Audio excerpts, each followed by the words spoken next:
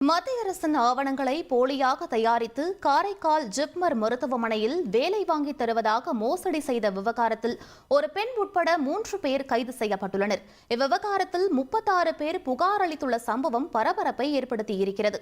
இது பற்றிய மேலும் விவரங்களை எமது செய்தியாளர் அந்தோணிராஜ் வழங்க கேட்கலாம்.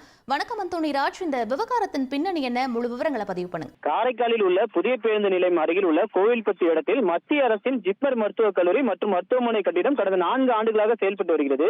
இதில் பாத்தீங்கன்னா கல்லூரி மட்டும் செயல்பட்டு வருகிறது, மருத்துவமனை மட்டும் கூடிய விரைவில் செயல்பட உள்ளது.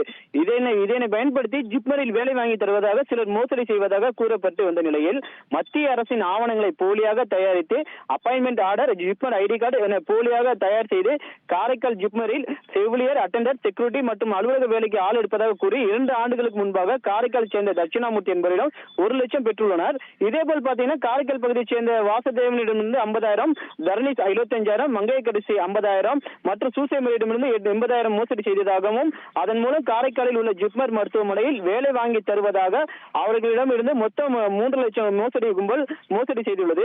கடந்த 2 ஆண்டுகளாக வேலை கிடைக்கும் என்று எதிர்பார்த்த நிலையில் இவர்கள் ஏமாற்று வேலை தெரிந்தவுடன் பணத்தை திருப்பி தருவதாக அந்த கும்பல் காலத்தாழ்த்தியுள்ளது. நிலையில் நெடுங்காடு காவல் நிலையத்தில் புகார் கொடுக்கப்பட்டது. புகாரை பெற்றுக்கொண்ட போலீசார் கோட்டச்சேரி தேவனூர் சாலையைச் சேர்ந்த நீலமேகம், அரியங்குப்பத்தைச் சேர்ந்த விக்கி, புதுச்சேரியை சேர்ந்த ஜானகிராமன் மற்றும் திருநள்ளாரை சேர்ந்த காயத்ரி ஆகியோர் மீது வழக்கு பதிவு செய்து விசாரணை மேற்கொண்டிருந்தனர்.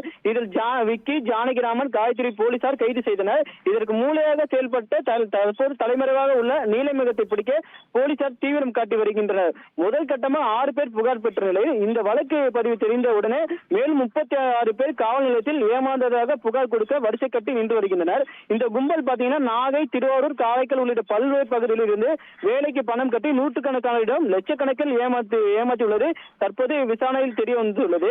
மேலும் பலர் ஏமாந்துள்ளதால் நெடுங்காடு போலீசார் பணத்தை இழந்தவர்கள் புகார் கொடுக்க வேண்டும் என்று அறிவித்துள்ளனர். காரைக்கால் ஜிப்மரில் வேலை வாங்கி தருவதாக அடுத்தடுத்து புகார் வருவதால் பெரும் பரபரப்பை ஏற்படுத்தியுள்ளது. விவரங்களுக்கு